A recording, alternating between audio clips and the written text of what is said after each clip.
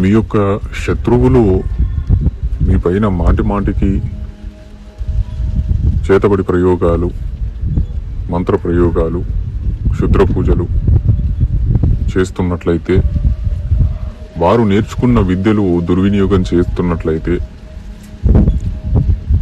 వారి ప్రయోగాల ద్వారా మీకు కానీ మీ కుటుంబానికి కానీ హాని మాటి మాటికి కలుగుతున్నట్లయితే, వీటికి పరిష్కార మార్గంగా, అలాగే ఆ విద్య నేర్చుకున్న మీ శత్రువు ఆ విద్యలను దుర్వినియోగం చేస్తున్నట్లయితే, అతని విద్యలు పనిచేయకుండా పూర్తిగా అతని విద్యలు ఆగిపోయే విధంగా, ఆ విద్యలు అతని నుంచి దూరం అయిపోయే విధంగా ఒక అద్భుతమైన విద్య అనేది ఈ వీడియో ద్వారా మీకు తెలియపరచబోతున్నాము. ఈ విద్య ప్రయోగం ద్వారా మీ శత్రువు యొక్క శరీరాన్ని మీరు కీలితం చేయగలుగుతారు. అంటే ఏ ప్రయోగాలు కూడా అతను ప్రయోగించినప్పుడు అవి ఫలించకుండా కీలితం చేయవచ్చు. అలాగే శత్రువు యొక్క ముఖబంధనం కూడా చేయవచ్చు. ఈ ముఖబంధనం ద్వారా అతను మంత్ర ప్రయోగం చేసిన ఆ మంత్రం పనిచేయదు. అలాగే ఈ ముఖబంధనం ద్వారా అతను ఏం చెయ్యాలన్నా కూడా, చెడుగా ఏం ఆలోచించి ఏం ప్రయోగం చేయాలన్నా కూడా అతను ఆలోచించిన దానికి విరుద్ధంగా అవుతుంది. ఇది ముఖబంధనం అంటారు.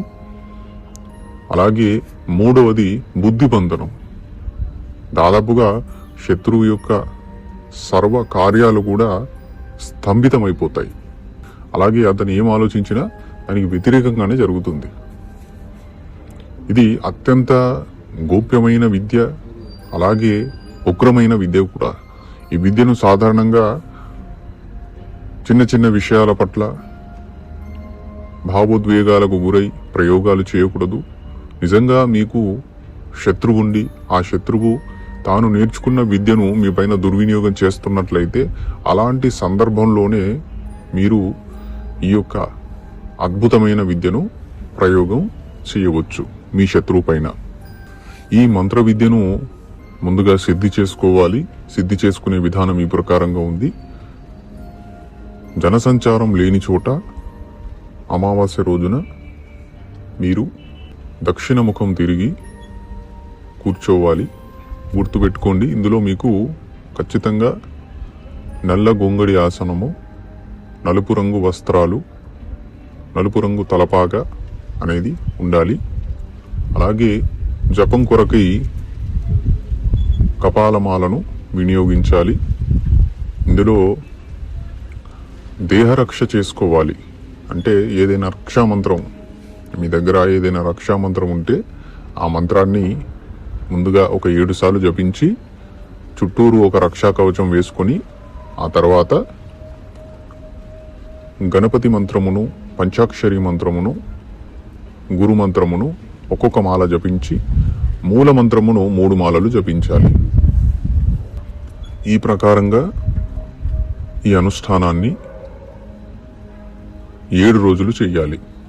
7 రోజుల్లో ఈ మంత్రం అనేది సిద్ధించడం అనేది జరుగుతుంది. ప్రతిరోజు అమానుష ప్రాంతంలో, ఒకే ప్రాంతంలో కూర్చోవాలి. మొదటి రోజు ఏ ప్రాంతంలో అయితే కూర్చుంటారో ప్రతిరోజు కూడా అదే ప్రాంతంలో కూర్చోవాలి జపం కొరకై. అలాగే సమయం వచ్చేసి సూర్యుడు అస్తమించిన తర్వాత, లేదంటే రాత్రి సమయంలో కూడా జపం చేయవచ్చు. జాగ్రత్తగా చేసుకోవాలి. వాతావరణం అనేది పరిశుభ్రంగా ఉండాలి. ఈ సామాగ్రి ఏదైతే ఉందో సాధనలో వినియోగించేది, అది గోప్యంగా పెట్టడం జరిగింది. ఈ సాధన చేయాలనుకునేవారు, ఆసక్తి ఉన్నవాళ్ళు మమ్మల్ని సంప్రదించండి. అలాగే ఈ మంత్రము సిద్ధించిన తర్వాత శనివారం రోజున లేదంటే ఆదివారం రోజున మీరు సూర్యాస్తమయ సమయంలో కొబ్బరికాయ పైన నల్ల కాటుకతో శత్రువు యొక్క పేరును రాసి, తర్వాత ఆ కొబ్బరికాయ పైన 21 సార్లు ఈ మంత్రాన్ని జపించి, ఏదైతే మీరు సిద్ధి చేసుకున్న మంత్రం ఉంటుందో అది జపించి, ఆ యొక్క కొబ్బరికాయను బలంగా భూమిపైన పగలగొట్టాలి. ఇది పగలగొట్టే స్థలం అనేది ఏకాంతంగా ఉండాలి, జనసంచారం లేనిది. అలాగే చౌరస్తాలాగా ఉండాలి. అక్కడ కొట్టేసేయాలి బలంగా ఈ కొబ్బరికాయని. కొట్టిన వెంటనే ఖచ్చితంగా ఆ మరుక్షణం మీ శత్రువు యొక్క విద్య అనేది పనిచేయకుండా పోతుంది. అతని శరీరం కీలితమవుతుంది. అతని విద్యలు పనిచేయవు. అతని విద్యలను దుర్వినియోగం చేసినట్లయితే అతనికి ముఖస్తంభనము, బుద్ధిబంధనం అయిపోయి దాదాపుగా సర్వం అతని విద్యలు కోల్పోతాడు. అలాగే మీపై మాటిమాటికి ప్రయోగించే ఏదైతే విద్య ఉందో ఆ విద్యను కూడా అతను కోల్పోతాడు. అలాగే అతను మళ్ళీ మీపై చేసే ఏవైతే మంత్ర ప్రయోగాలు ఉంటాయో అవి కూడా పూర్తిగా పనిచేయడం ఆగిపోతుంది. ఈ కొబ్బరికాయ పగలగొట్టే సమయంలో అతని యొక్క ముఖాన్ని అతనిని గుర్తు చేసుకుంటూ, అలాగే అతనికి ముఖబంధనం కావాలి, శరీరం కీలితం అవ్వాలి, బుద్ధిబంధనం అవ్వాలి, అతని విద్యలు పనిచేయకూడదు అని మనసులో తలుచుకొని ఆ మంత్రం చదివిన తర్వాత ఆ యొక్క భావనతో మీరు కొబ్బరికాయ బలి సమర్పణ చేయాలి. అంటే భూమిపైన గట్టిగా కొట్టాలి. మరుక్షణం శత్రువు పైన ఈ ప్రభావం అనేది పడుతుంది. అతని విద్యలు పనిచేయవు, అతని బుద్ధిబంధనము, ముఖబంధనం అవుతుంది. అలాగే అతను నేర్చుకున్న విద్యలన్నీ కూడా క్షణిక మాత్రంలో అతను కోల్పోతాడు. మొత్తానికి అతని విద్యలు పనిచేయవు. ఎవరి దగ్గరికి వెళ్ళినా కూడా మళ్ళీ ఎలాంటి కట్టు తెంచుకున్నా పనిచేయవు. ఇది చాలా ఉగ్రమైన విద్య. ఈ విద్యను మనం దుర్వినియోగం చేయకూడదు. నిజంగా శత్రువులు ఉంటే ఆ శత్రువులు వారి యొక్క విద్యలను దుర్వినియోగం చేస్తున్న సమయంలోనే ప్రయోగం చేయాలి. అమాయకుల పైన ప్రయోగం చేయకూడదు.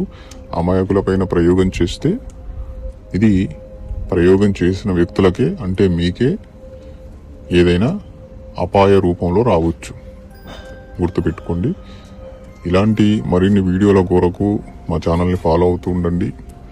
అలాగే మా ఛానల్ను సబ్స్క్రైబ్ చేసుకోండి. ఈ వీడియోని లైక్ చేయండి, అందరికీ షేర్ చేయండి. ఈ యొక్క విద్యకు సంబంధించిన మూల మంత్రం అనేది ఈ వీడియో 100 లైకులు వచ్చిన తర్వాత మరో వీడియోలో మంత్రంతో సహా అందించడం జరుగుతుంది. జై మహాకాళి, జై శ్రీ మహాకాళి.